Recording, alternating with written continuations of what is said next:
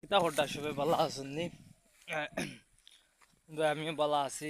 আজকে আই গেছি বেকা হাসি লইয়া বন্ধ ধান কাটা। বাড়িতে রয়েছি রইয়া তো কোনো কাম নাই। ঘুরিছি কত ঘুরি এখন বিকালপুর টাইমে বন্ধ আইছি ধান কাটা। দেখতে পারবা সকালেও কোন কাটা হয়েছে ধান। তখন আমি আইছি ধান কাটা। বেকা হাসি লইয়া মতি নাইছি, সিধা হাসি না বেকা হাসি লইয়া আইছি ধান কাটা। ও ধান খেয়ে খেয়েছি না আমার কই আছেন?